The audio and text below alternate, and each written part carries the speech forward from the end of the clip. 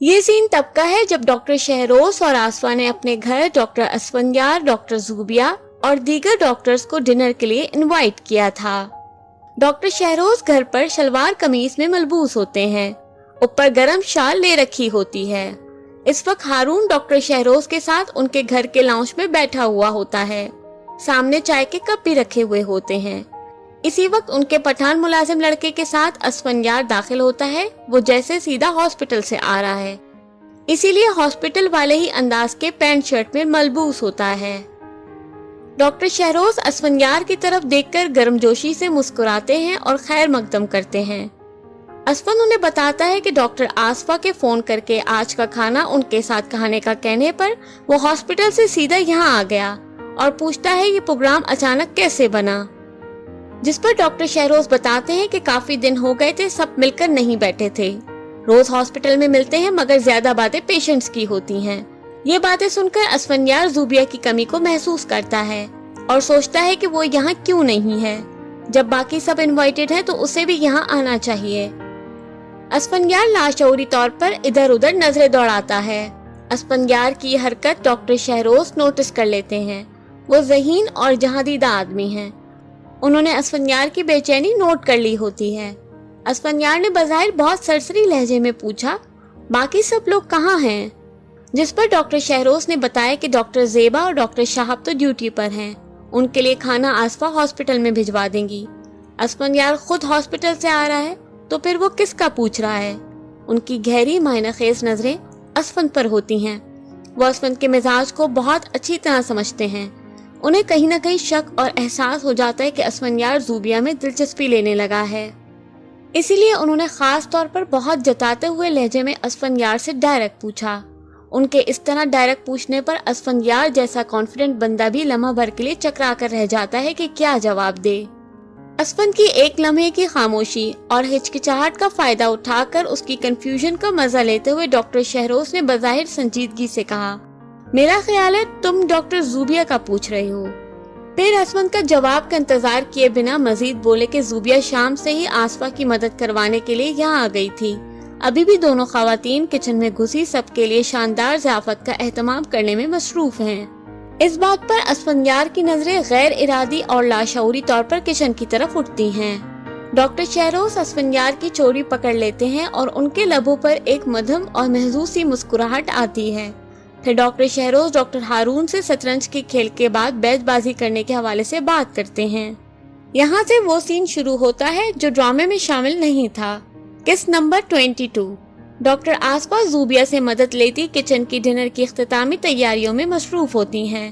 Kitchen میں ہوا پھیلاوا اور کچن ٹیبل پر ریڈی کر کے رکھی جاتی ڈشز ایک شاندار ڈنر کا پتہ دے رہی ہوتی ہیں۔ کچن ٹیبل پر کھیر، سلاد اور کچھ دوسری ڈشز تیار کر کے رکھی جا چکی ہوتی ہیں۔ زوبیہ کوکنگ رینج کے سامنے کھڑی چپلی کباب تل رہی ہوتی ہے۔ ڈاکٹر آصفہ بورڈ پر رکھ کر گاجر، شملہ مرچ وغیرہ کاٹتے کاٹتے زوبیہ سے بولتی ہیں۔ ڈاکٹر آصفہ، لاؤ زوبیہ یہ چپلی کباب میں تلوں، تم کب سے لگی ہوئی ہو؟ زوبیہ ان کے ساتھ کچن میں بے تکلفی سے کام کرواتی ہوئی بولتی ہے۔ زوبیہ، میں کر لوں گی ڈاکٹر آصفہ، آپ میری صلاحیتوں پر شبہ نہ کریں، میں ایک اچھی ڈاکٹر ہونے کے ساتھ ساتھ ایک بہترین کوک بھی ہوں، میرے پکائے کھانوں کی دور دور تک دھوم ہے، جو کھائے انگلیاں چاٹتا رہ جاتا ہے۔ کچن کے دروازے پر اسفندیار آ جاتا ہے جو زوبیہ کی طرف بغور گہری نظروں سے دیکھ رہا ہوتا ہے۔ زوبیہ کے بے تکلفی بھرے شوخ جملے سن کر اس کے ہونٹوں پر گہری مسکراہٹ آ جاتی ہے۔ زوبیہ کی باتوں پر مسکراتی ڈاکٹر آصفہ اسی وقت کسی دیگچی میں چمچہ چلانے کے لیے مڑتی ہیں تو اسفندیار کو دروازے پر کھڑا دیکھتی ہیں۔ اسفندیار کا نام سنتے ہی زوبیہ گردن گھماتی ہے تو اس کا جملہ ادھورا رہ جاتا ہے۔ ڈاکٹر آصفہ اسفندیار سے بہت گرم جوشی اور محبت سے بولتی ہیں۔ ڈاکٹر آصفہ، میں ابھی تمہارا ہی سوچ رہی تھی کہ تم کہاں رہ گئے۔ جواباً اسفندیار مسکرا کر برجستہ انداز میں بولتا ہے۔ اسفندیار، اور میں یہ سوچ رہا تھا کہ مجھے بلا کر آپ کہاں رہ گئیں۔ زوبیہ اسے دیکھتے ہی ذرا کانشیس سی ہو جاتی ہے۔ اس کا کچھ لمحے پہلے کا لاپرواہی بھرا اور بے فکر انداز محتاط انداز میں تبدیل ہو جاتا ہے۔ وہ آس پاس سے اپنی بے تکلفانہ باتوں پر امبیرس ہو رہی ہوتی ہے کیونکہ اسے لگ رہا ہوتا ہے کہ اسفندیار نے اندر آتے ہوئے ان کی باتیں سن لی ہوتی ہیں۔ डॉक्टर आसफा असफंयार की बात के जवाब में खुश अखलाकी भरे अंदाज में किचन के पहले दावती एहतमाम की तरफ इशारा करके बोलती हैं, डॉक्टर आसफा, बस ये डिनर की तैयारी, बैठो, क्या लोगे? मैंने अनार का फ्रेश जूस निकाला हुआ है, लोगे? असफंयार उनके किचन में अंदर आ जाता है। वो बाहर हारून के सामने डॉक्टर शहरोज से पुरतकल्लुफ अंदाज में बात कर रहा होता है, मगर यहाँ ज़ूबिया के सामने वो बेफिक्री भरे और बेतकल्लुफाना अंदाज में बोलता है, असफंयार, आप मुझे ये बताएं क्या काम रह गया है, लाएं मैं हेल्प करवाऊं। डॉक्टर आसफा, अरे नहीं, तुम बैठो, सब हो जाएगा। असफंयार खुद फ्रिज खोलकर उसमें से अनार के जूस का जग निकाल लेता है। उसकी नजरें घूम फिरकर बार बार ज़ूबिया पर जा रही होती हैं। वो जैसे उसी की वजह से यहाँ किचन में आया होता है। असफंयार जूस का ग्लास हाथ में लिए जूस की सिप लेकर कुकिंग रेंज के पास आ जाता है, जहाँ एक चूल्हे पर रखे बड़े से पैन या तवे पर ज़ूबिया चपली कबाब तल रही होती है। असफंयार जूस के सिप लेता हुआ पतीलों के ढकने हटा कर खानों का जायजा लेते हुए कहता है, असफंयार, क्या क्या बना लिया आपने, मैं जरा देखूं तो। ज़ूबिया उसे इस बेतकल्लुफ और घरेलू अंदाज में देखकर खासी हैरान हो रही होती है और उसकी मौजूदगी की वजह से जरा नर्वस भी हो रही होती है। एक पतीली में झांककर वो जरा खुश होकर जोर से बोलता है, असफंयार, अरे वाह, नरगिसी कोफ्ते भी हैं, मजा आ गया। अब असफंयार डायरेक्ट ज़ूबिया से मुखातिब होता है, असफंयार, और आप क्या बना रही हैं? ज़ूबिया उससे घरेलू माहौल में खाने पकाने की बातें करते हुए हिचकिचा रही होती है और जरा संभलकर मोहतात अंदाज में बोलती है, ज़ूबिया, चपली कबाब डॉक्टर आसफा ने बनाए हैं, मैं सिर्फ तल रही हूँ। असफंयार जूस का सिप लेते लेते प्लेट में रखे हुए चपली कबाबों की तरफ देखता है। फॉक उठाकर एक तला हुआ चपली कबाब जैसे टेस्ट करने लगता है। मुंह में कबाब का जायका महसूस करने के बाद चटखारा लेकर बेतकल्लुफी भरे अंदाज में ज़ूबिया से कहता है, असफंयार, बहुत मजे का है। इसी वक्त डॉक्टर शहरोज किचन में आ जाते हैं। वो जैसे असफंयार को ही देखने यहाँ आए होते हैं। डॉक्टर शहरोज, ले जी, आप यहाँ आ गए। असफंयार कबाब खाते खाते डॉक्टर शहरोज की तरफ देखता है। डॉक्टर आसफा इस दौरान खाना पकाने में मसरूफ होती हैं। वो यहाँ होती बातों पर मुस्कुरा रही होती हैं। असफंयार जवाबन जूस का सिप लेते हुए मजे से बोलता है, असफंयार, अब आप मेहमान को बिठाकर खुद चेस खेलने लग जाएंगे तो मेहमान बेचारा बोर होकर कहीं तो जाएगा। डॉक्टर शहरोज ज़ूबिया के बिल्कुल बराबर खड़े असफंयार को बगौर देखते हुए मायना खेज और शोक अंदाज में बोलते हैं, डॉक्टर शहरोज, वैसे इस मेहमान के बारे में मेरा अंदाजा इस वक्त यही था कि किचन में ही आया होगा। असफंयार उनके लहजे की मायनाखेजी जानबूझकर नजरअंदाज करके ज़ूबिया के बराबर से हट जाता है।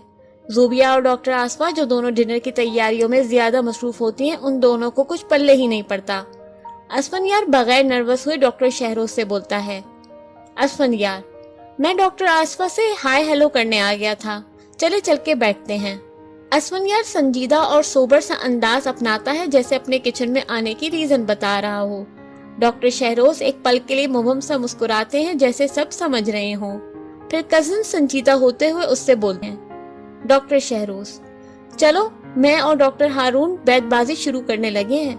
बूला बसरा कोई शेर याद आ जाए तो तुम भी सुना देना।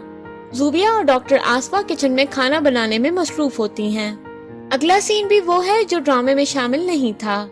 सब खाने की मेज पर बैठे होते हैं। ज़ूबिया असफंयार की मौजूदगी की वजह से जरा पुरतकल्लुफ अंदाज में बैठी होती है, जबकि बाकी सब बेतकल्लुफी से खा पी रहे होते हैं। खाने के दौरान हारून और डॉक्टर शहरोज की बैतबाजी जारी होती है। जहां हारून फंसने लगता है, डॉक्टर आसफा उसकी मदद कर देती हैं। हारून अपनी प्लेट में कबाब डालते हुए कहता है, हारून, डॉक्टर आसफा जल्दी मदद करें, तेज से शेर बनाना है। डॉक्टर असफंयार, आप कुछ मदद कीजिए। असफंयार सलाद खाते हुए संजीदगी से बोलता है, असफंयार, मुझे तो शेर वगैरह ज्यादा याद ही नहीं रहते डॉक्टर हारून। डॉक्टर आसफा खाना खाते हुए पुरजोश अंदाज में बोलती हैं, डॉक्टर आसफा, आ गया, याद आ गया, तेज से शेर याद आ गया। डॉक्टर शहरोज, इरशाद इरशाद। डॉक्टर आसफा बड़ी लय में और दुरुस्त शेर पढ़ने वाले अंदाज में शेर पढ़ती हैं। डॉक्टर आसफा, तुम जानो तुमको गैर से जो रस्मो राह हो, तुम जानो तुमको गैर से जो रस्मो राह हो, मुझको भी पूछते रहो तो क्या गुनाह हो। اسفندیار بے ساختہ ان کے شعر کو سراہتا ہے۔ اسفندیار: واہ کیا بات ہے! زوبیہ کے فیس پر اس شعر و شاعری اور مزیدار سے دوستانہ ماحول کو انجوائے کرنے والے تاثرات ہوتے ہیں۔ وہ پرتکلف انداز میں کھانا کھاتی دھیمی مسکراہٹ چہرے پر لیے بیٹھی ہوتی ہے۔ ڈاکٹر ہارون بے تکلفانہ انداز میں کہتے ہیں: ہارون: ہو یعنی واو! واو سے شعر سنائیے ڈاکٹر شہروز۔ ویسے مجھے لگتا ہے آپ کی پٹاری سے اب واو، بڑی یہ اور الف کے سارے شعر ختم ہو گئے ہوں گے۔ ڈاکٹر شہروز جواباً مسکراتے ہوئے کہتے ہیں: ڈاکٹر شہروز: ایسی بات نہیں ہے جناب، ابھی بہت ذخیرہ ہے، آپ خاطر جمع رکھیے۔ ڈاکٹر شہروز ایک نظر زوبیہ کے بالوں کی طرف دیکھتے ہیں، اس کے لمبے بالوں کی چوٹی آگے پڑی ہوتی ہے۔ ڈاکٹر شہروز شعر سناتے ہوئے ایک نظر اسفندیار کی آنکھوں میں معنی خیزی سے مسکرا کر دیکھتے ہیں اور ایک مبہم سے مسکراتی نظر زوبیہ پر ڈالتے ہیں۔ ڈاکٹر شہروز: وہ لڑکی اچھی لڑکی ہے، تم نام نہ لو ہم جان گئے۔ وہ لڑکی اچھی لڑکی ہے، تم نام نہ لو ہم جان گئے، وہ جس کے لامبے گیسو ہیں پہچان گئے پہچان گئے۔ ڈاکٹر آصفہ اور ہارون کو کچھ سمجھ میں نہیں آتا، مگر اس بار ان کا معنی خیز مسکراہٹ کے ساتھ ذو معنی سے شعر پڑھتے ہوئے اسفندیار اور زوبیہ کو دیکھنا زوبیہ کو سمجھ آ جاتا ہے۔ اس کی نظریں اسفندیار سے ملتی ہیں۔ ہسپتال کے ماحول سے باہر وہ ریلیکس بیٹھا ہوتا ہے، اس لمحے اس کی نظریں بھی زوبیہ پر ہی ہوتی ہیں۔ زوبیہ کو اسفندیار کی گہری آنکھوں میں اپنے لیے چاہت بھرا جذبہ نظر آتا ہے۔ صرف ایک لمحے کے لیے بالکل اچانک ان دونوں کی نظریں ملتی ہیں اور وہ اس لمحے کے لیے تیار نہیں ہوتے۔ اسفندیار فوراً زوبیہ پر سے اپنی نظریں ہٹاتا ہے، زوبیہ بھی بھوکلا کر اس پر سے نظریں ہٹاتی ہے اور اچھی خاصی نروس ہو جاتی ہے۔ وہ اپنے کھانے کی پلیٹ کی طرف متوجہ ہو جاتی ہے۔ ڈاکٹر شہروز شعر سنانے کے بعد اسفندیار سے شرارتی انداز میں کہتے ہیں: ڈاکٹر شہروز، کم از کم داد ہی دے دو میرے اچھے شعر پر مجھے، اتنے بدذوق نہ بنو۔ زوبیہ کو جیسے اب ڈاکٹر شہروز کا معنی خیز انداز سمجھ میں آ رہا ہوتا ہے، اس لیے وہ خاصی نروس ہو جاتی ہے اور نظریں اپنے کھانے کی پلیٹ کی طرف مرکوز کر کے نروس سی بیٹھی ہوتی ہے، جبکہ ہارون اور ڈاکٹر آصفہ اب بڑی یہ سے شعر سوچنے لگتے ہیں۔ ہارون: پہچان گئے، یہ سے شعر بتائیں ڈاکٹر آصفہ۔ آصفہ: سب شعر میں ہی بتاؤں، کچھ تم بھی سوچ لو ہارون۔ اسفندیار خاموشی سے سافٹ ڈرنک کے سپ لیتا ہوا کمپوزڈ اور پر اعتماد انداز میں اپنی پلیٹ میں کچھ ڈالنے لگتا ہے۔ نہ ہی وہ ڈاکٹر شہروز کی چھیڑ چھاڑ پر بھوکلاتا ہے، بلکہ ان کی چھیڑ چھاڑ پر اتنا انڈیفرنٹ اور سپاٹ سا چہرہ بنا کے بیٹھتا ہے جیسے اسے ان کی کوئی بات سمجھ ہی نہ آئی ہو اور نہ ہی اس طرح کی کوئی بات اس کے لیے اہمیت رکھتی ہو۔ ڈاکٹر شہروز اسفندیار کی اس چالاکی دکھانے والے انداز پر مبہم سا مسکراتے ہیں۔ اگلے سین میں ڈنر کے بعد اسفندیار اپنے گھر واپس جا رہا ہوتا ہے۔ ڈاکٹر شہروز اسے باہر تک چھوڑنے آتے ہیں۔ وہ ابھی تک شوخ و شریر موڈ میں ہوتے ہیں، جبکہ اسفندیار نارمل اور سنجیدہ انداز میں ہوتا ہے۔ ڈاکٹر شہروز: لگتا ہے جس پہاڑ کی چوٹی کو سر کرنے میں ڈاکٹر ارمیلا بری طرح ناکام ہو گئی تھی، کوئی اور مقابلے میں حصہ لیے بغیر بلا مقابلہ ہی جیت گیا ہے۔ ڈاکٹر شہروز کے شوخ لہجے، آنکھوں میں شرارت اور ذومعنی انداز کی سمجھ اسفندیار کو آ رہی ہوتی ہے، مگر وہ جان بوجھ کر انجان بننے کی اداکاری کر رہا ہوتا ہے۔ ڈاکٹر شہروز: اور لگتا تو یہ بھی ہے کہ ہمارا میڈیکل کیمپ کئی حوالوں سے کامیاب اور یادگار بن گیا ہے، پہاڑوں ہی میں کچھ ناقابل رسائی پہاڑ اس میں سر ہو گئے ہیں۔ اسفندیار گاڑی میں بیٹھتا ہوا ان سے کہتا ہے: اسفندیار، آپ پتہ نہیں کیا بول رہے ہیں، مجھے سمجھ میں نہیں آ رہا، مشکل اردو ویسے بھی میرے سر پر سے گزر جاتی ہے۔ ڈاکٹر شہروز شرارت سے بولتے ہیں: ڈاکٹر شہروز، استاد سے استادی دکھانے والے شاگرد پکڑے جاتے ہیں بیٹا۔ اپنی ہی بات پر خود کہکا لگا کر ہنسنے لگتے ہیں۔ اسفندیار انجان بننے کے ایکسپریشن چہرے پر لیے ہوتا ہے۔ اسفندیار نے جیسے ان کی تمام تر شوخی، شرارت، چھیڑ چھاڑ کو جان بوجھ کر اگنور کیا ہوتا ہے اور خود کو سنجیدہ اور لاتعلق ظاہر کرتا خداحافظ کرتا وہاں سے چلا جاتا ہے، جبکہ ڈاکٹر شہروز بدستور مسکراتے ہوئے اسفندیار کی گاڑی کو وہاں سے جاتا ہوا دیکھ رہے ہوتے ہیں۔ اگلے ہفتے ہوگا دلچسپ سین، جو ڈرامے میں شامل نہیں تھا، جب سائم کو چوٹ لگتی ہے اور اسفند اور زوبیہ گھر آتے ہیں۔ اگر آپ مزید اس طرح کے سین سننا چاہتے ہیں تو ہماری اس ویڈیو کو لائک ضرور کریں اور نیچے کمنٹس میں بھی بتائیں کہ آپ کو کیسا لگ رہا ہے یہ سلسلہ اور آپ مزید کیا دیکھنا چاہیں گے اس چینل پر۔ مزید ویڈیوز اور اپڈیٹس کے لیے چینل سبسکرائب کرنا نہ بھولیں اور بیل آئیکن کو بھی ہٹ کریں۔